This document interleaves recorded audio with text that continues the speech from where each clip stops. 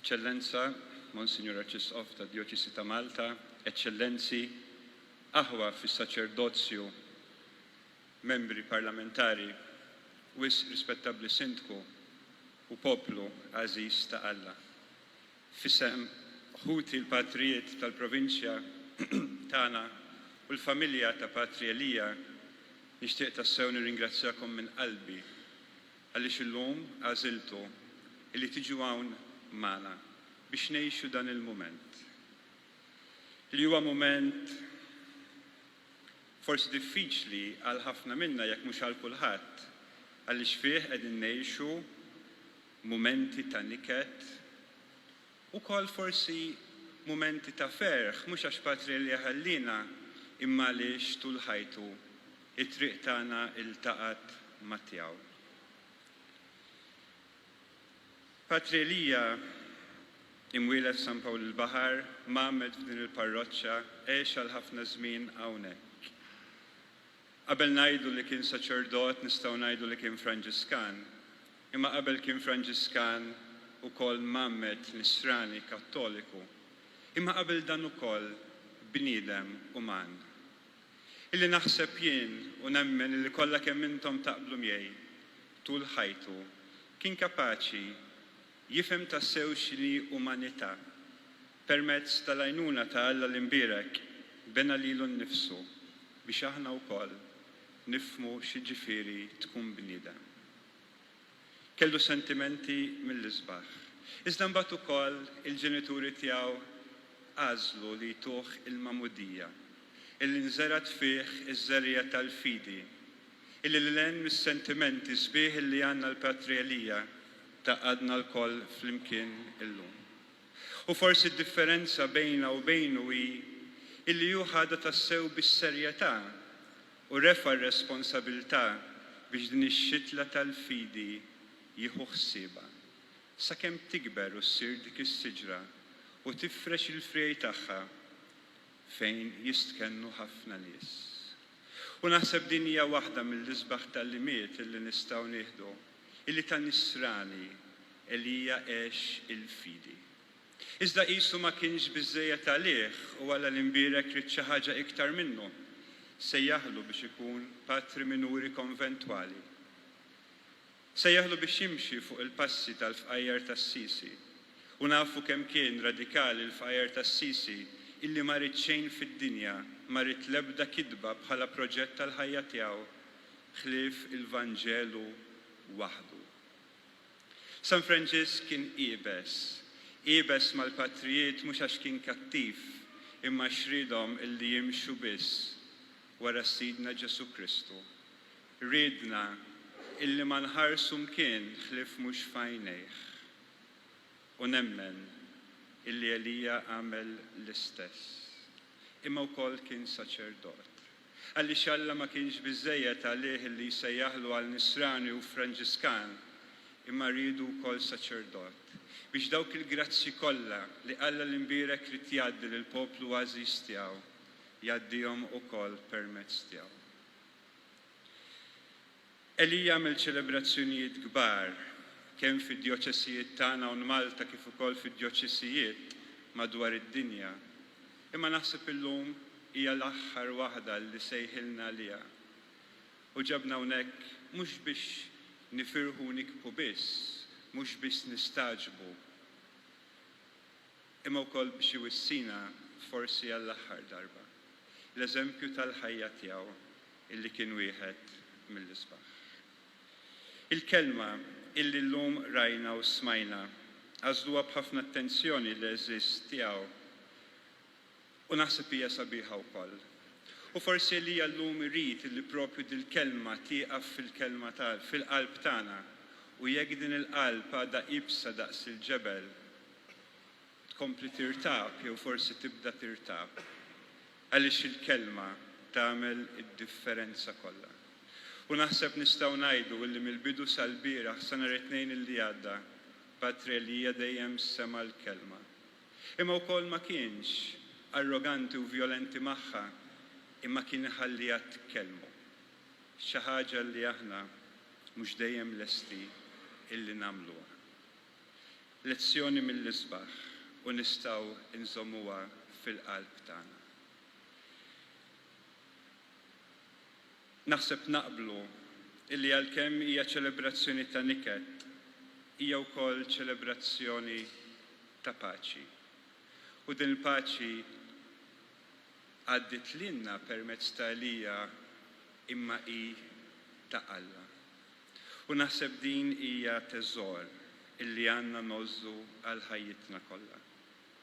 Kull min mexa miegħu jaf illi ma kienx jitkellem minn rasu, jaf kemm kien jisma' b'attenzjoni, jaf illi kull min kellu l-attenzjoni kollha tiegħu.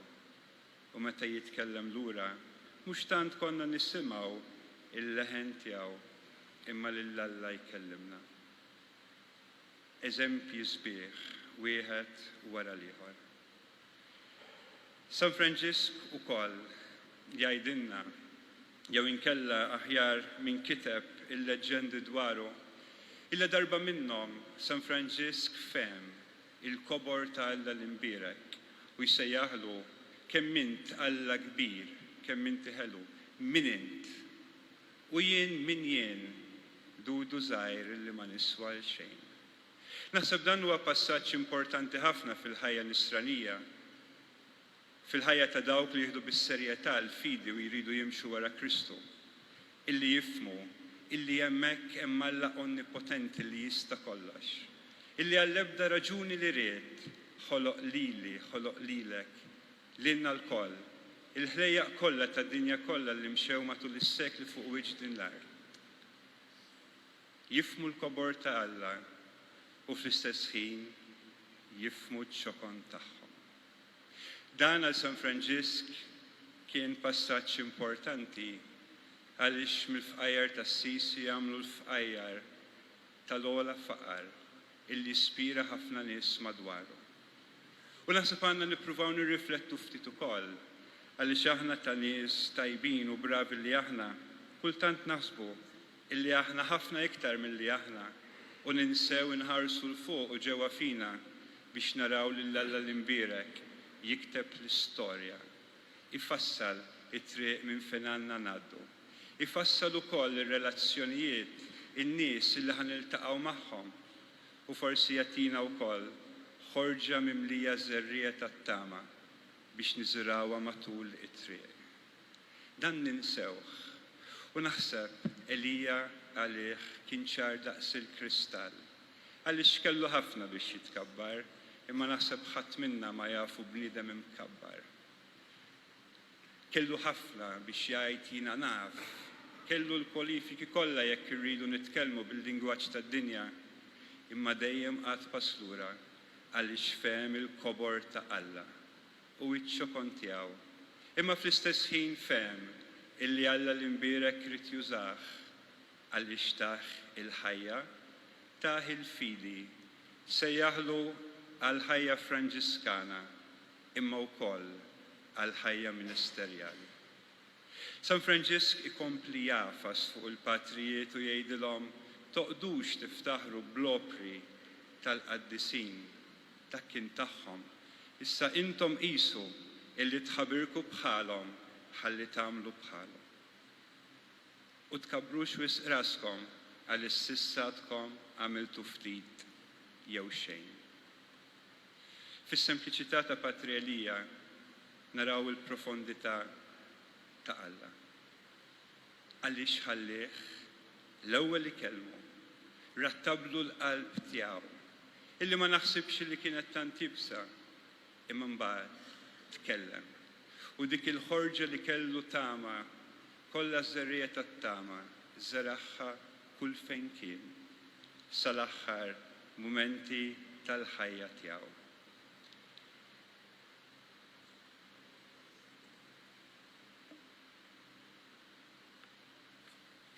Is-salm responsorjali ukoll naħseb huwa sinifikattiv mhux biss għall-familjari li għażluh u lanqas għalija biss iżda lina l-koll. Fejn qegħdin naraw dan il-bniedem illi jitlob, illi qatta li jielim qajjem U mhux fid-disperazzjoni kif forsi nagħmlu aħna, imma bil-lejl, imqar bil-lejl qalbi tallimni.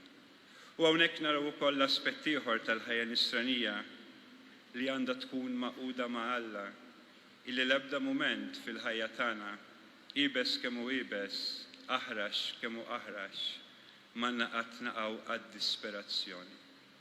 Għaliex nemmen illi dan li kiteb dan is-salm daqshekk sabiħ kien għaddej minn burraxka kbira, imma ma waqafx għaliex ra lill-Alla, għaliex anke fid-dbatijiet kollha tiegħu ħalla lill-Alla ikellmu. Imbirek lill-mulej li tani l-fema, imqar bil-lejl qalbi tallimni. Kemm hu sabiħ li jkollna l-fema li mhijiex l-opinjoni, għandna kollha kemm aħna d-dritt tal-opinjoni, imma l-fema mhijiex l-opinjoni. Il-fema hija dan id-dawl ta' Alla l-imbirek illi jaqa' fil-qlub tagħna u jiftilna għajnejna beraħ biex nifhmu dak li aħna għaddejjin minnu. Il-fema biex narfu naqraw l-istorja tal-ħajja tagħna. U naħseb ma nkunx pessimist jekk ngħid illi da żminijiet il-fema tajnija l-ġenb. Kemm hu importanti illi nerġgħu insibu din il-fema, nitolbu lill-Alla l-imbirek biex jagħtina dan id-dawl. Ħalli nifhmu dak illi jrid minna. Għaliex wara kollox, li nkunu ninsara, li nkunu ħaddanna l-fidi u qegħdin ngħixuha, ifisser propju dan li qed nisma' l-ħin kollu lill-Alla jkellimni biex nipprova nifhem dak li jien għaddej minnu, dak li n-nies eżista madwari għaddejjin minnu, dak li d-dinja għaddejja minnu. Imma mhux bil-kapaċitajiet ta' rasi, imma bid-dawl ta' Alla. U hawnhekk naħseb naraw ukoll l-aspett importanti ħafna tal-ħajja nisranija illi nkunu umli.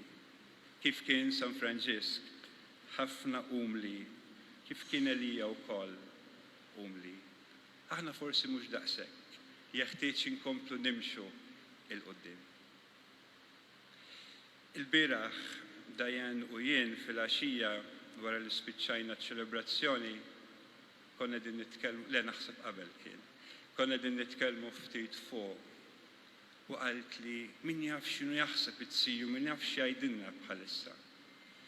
U jien qedtilha naħseb Patri Elija bħalissa qed irrott ħajr lill-Alla. Mhux għax ġibed dawn in-nies kollha hu, imma x'permezz tiegħu Alla l-imbierek ġibidhom lejh. Għaliex permezz tiegħu għadda dawn ix-xmajjar kbar ta' grazzi lil nies u nies u nies.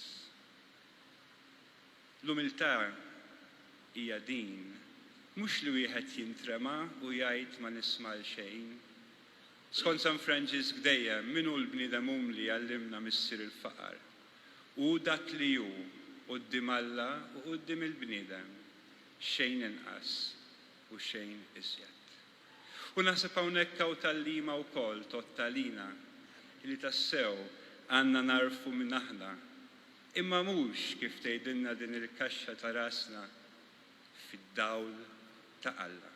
Fid-doni illi Alla l-imbierek żera fina biex nużawhom għat-kattir tas-saltna ta' Alla fuq din l-art. It-tieni qari meħud minn San Pawl Apostlu lir-Rumani. Ġino qal li kienet pass għażiż ħafna u ħafna għal Patri Elija. Għalfejn? Imma mhux biss għalih għandha tkun għażiża imma lina l-koll. U forsi għal Patri Elija kienet għażiża li huwa fehm u għajnejh kienu miftuħin beraħ fuq is-salvazzjoni tiegħu u tal-poplu għażiż ta' Alla. Għaliex il-dawk li predestinhom sejħilhom, il-dawk li sejħilhom iġġustifikhom, il-dawk li ġustifikhom igglorifikhom. U nifhmu li San Pawl hawnhekk mhux biss qed jitkellem għal ftit minna li qegħdin fuq din in-naħa tal-Knisja, imma likom ukoll għaliex kollha kemm aħna imsejħin għal din il-glorja. Kollha kemm aħna għandna l-missjoni tagħna f'din id-dinja. Kollha kemm aħna għandna sens kbir. Għaliex għandna l-ħorġa mimlija żerrija ta' tama biex niżrawha kull fejn ngħaddu. U jekk ma nifhmux dan kollu, jekk ma nifhmux is-sejħa tagħna, ara kemm nies se jibqgħu jgħixu mingħajr tama, kemm nies se jibqgħu jgħixu mingħajr il-ferħ. Forsi ssaqsu għalfejn użajna dawn il-lingwi kollha. Spjegaw li dalgħodu għaliex dawn huma tliet lingwi prinċipali illi Patri Elija kien jagħmel il-ministeru. Nistgħu ngħidu kellu d-don tal-ilsna, kellu ħafna don tal-ilsna, imma mhux tant għax kien iħaddem l-Ingliż u t-Taljan u l-Malti u lingwi oħrajn. Għaliex il-lingwa tal-umanità kien għaraf iħaddimha. U naħseb min qatt kellu ftit mumenti miegħu kien jifhem illi meta l-għajnejn jiltaqgħu Elija kien jifhem kollox u kien jagħtina dik ir-risposta li għandna bżonn. Kemm għadna l-bogħod aħna milli nħaddnu u nħaddmu dan il-lingwaġġ daqshekk importanti illi lilna tassew jagħtina d-dinjità li jistħoqilna ta' quliet Alla. U hawnhekk naħseb hawn lezzjoni oħra illi fid-dawl tal-kelma u konxi li l-Spiritu tal-Alla l-imbierek jonfoħ fina qed isejħilna biex inkunu umani, biex inħossu, biex nifhmu, mhux tant biex naqtaw bil-ġudizzji tagħna imma biex nadru. Naħseb fi ftit kliem qed nipprova nispjega dak li Alla l-imbierek jitlob minna, dak li aħna iddeċidejna li ħanħadnu illi nkunu dixxipli ta' Kristu. Il-Vanġelu sabiħ ħafna, nafuhom dawn id-diskors tal-muntanja, imberkin u ħennin dawk kollha li jagħmlu dawn il-ħwejjeġ kollha. Laqtitni ħafna bejn il-bieraħ u llum l-espressjoni fetaħ fommu. Aħna nisimgħu ħafna nies jitkellmu u kliem li jibqa' għaddej u waqqas biss nagħtu kasu. Imma meta Ġesu kien jiftaħ fommu, kien jiskot kulħadd. Il-kelma ta' Alla issikket l-injoranza, issikket lill-vjolenti, issikket lill-arroganti. Għaliex? Għaliex hemm il-qawwa ta' Alla fiha, imma mhux biss għaliex tagħmel sens, għaliex hija vera. U Ġesu meta jiftaħ fommu u qatt jgħallem u jgħid, dawn in-nies jisktu biex jissemgħu il-kelma.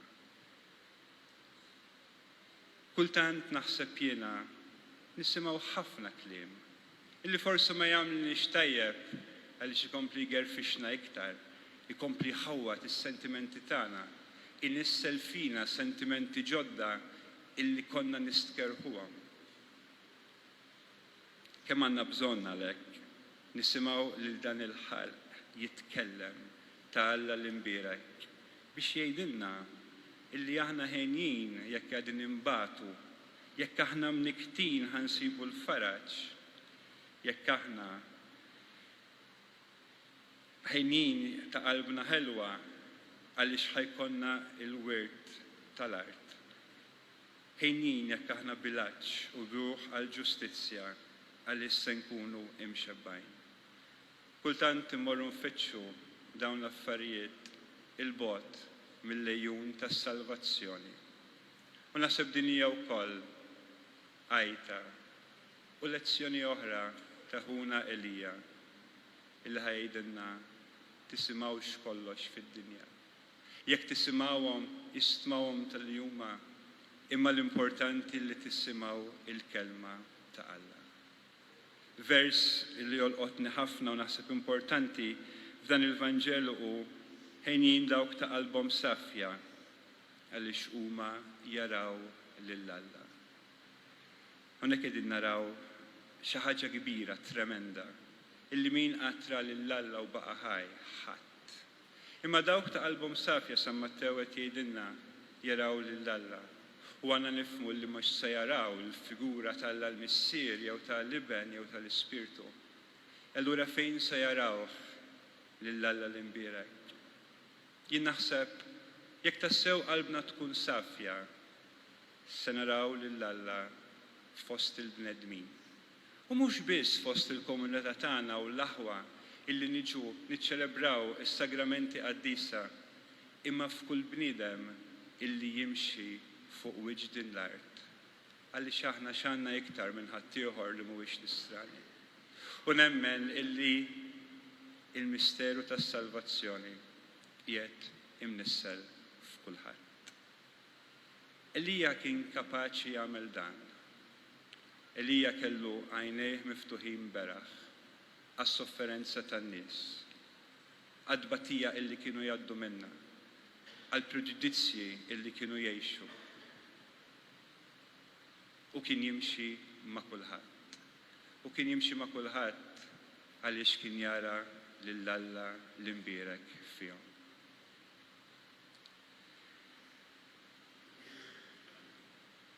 Patri Elija kien bniedem importanti ħafna mhux biss fil-ħajja tiegħi u naħseb fil-ħajja ta' ħafna minna.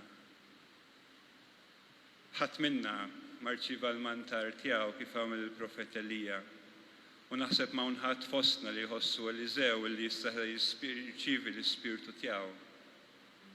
Imma naħseb kollha kemm aħna għandna nħossuna il-vojt li se jħalli mhux se jkun vojt imma ħajkun mimli bil-memorji u b'dak it-tagħlim u l-lezzjonijiet sbieħ illi tagħna. Ta' dawk il-mixjiet qosra jew twal li għamilna flimkien miegħu fil-ħajja tagħna, tal-eżempji sbieħ illi tagħna. Elija ma tantx kien bniedem illi jaqra l-kelma u jirrepetija, kien bniedem illi jisma' l-kelma, jgħixha u jagħmilha. U issa hija fidejna. U naħseb jekk nagħmlu tassew dan u nożżu dawk l-eżempji sbieħ li tagħna tul ħajtu, nagħmluhom tagħna.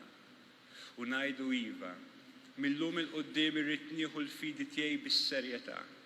Jekk traskurajta tan din is-siġra li hija 20 sena m'għamlitx frott, ħammur nisbora għaliex irrida tagħmel il-frott.